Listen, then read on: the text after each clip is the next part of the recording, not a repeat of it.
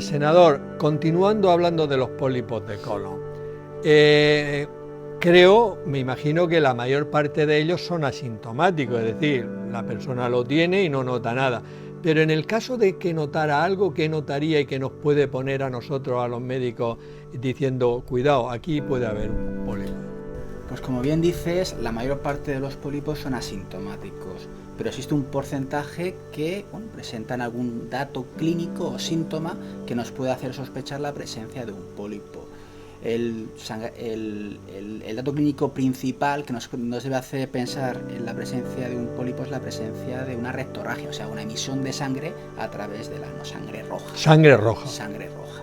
Lógicamente hay que ponerse en manos de un profesional para saber o para intentar dilucidar cuál es el origen, porque el hecho de tener una rectorragia puede provenir de diferentes sitios, no solamente de un pólipo, pueden haber hemorroides, fisuras u otro tipo de lesiones.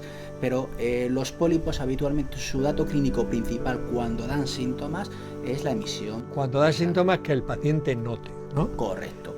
Existe otro porcentaje de pacientes que este sangrado no es perceptible al ojo humano. Ya. Pero claro, entonces ya el paciente no lo nota y no viene por eso, ¿no?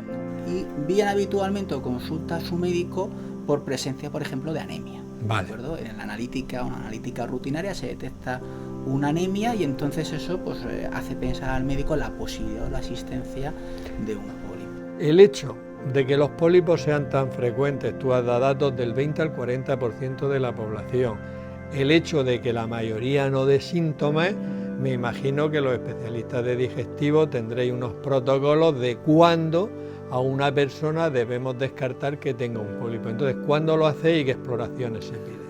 Pues en un primer momento lo que solemos hacer es tener un diagnóstico de sospecha. Dividimos a los pacientes en dos grandes grupos.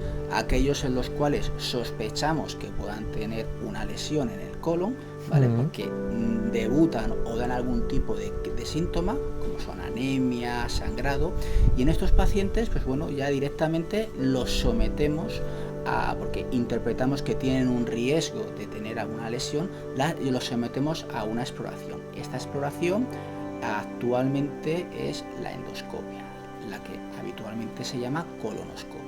Es una exploración que consiste en introducir un tubo a través del ano del paciente y con ello podemos explorar toda la longitud del colon y por tanto visualizar y diagnosticar. Y es muy importante llegar hasta el ciego, que es la última parte del colon, ¿no? Correcto, la distribución de los pólipos es prácticamente uniforme en todos los tramos del tracto digestivo, con lo cual hay que hacer una exploración completa. O sea, de llegar hasta el extremo, ¿no? Hasta el extremo del colon. Y ahora, la mayor parte de los pacientes se le hace sedado o la colonoscopia. Una pregunta un poco...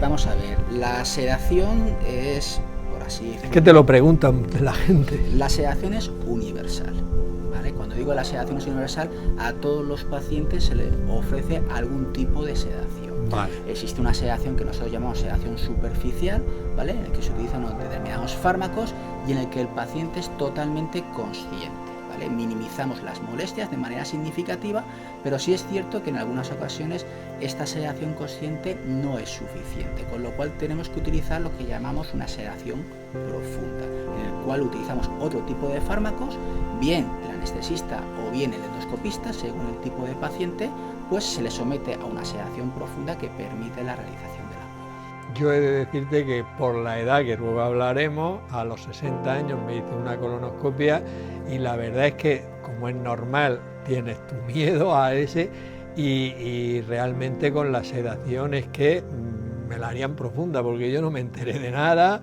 y a las 2 o 3 horas estaba perfectamente bien. Sí, en ese sentido ha avanzado mucho las técnicas de sedación y también es cierto, hay que comentar que la tolerancia a la prueba es variable según la persona. Hay pacientes que la toleran perfectamente con la superficial o sin nada e incluso sin sedación, vale. En cambio otros pacientes que precisan de la misma.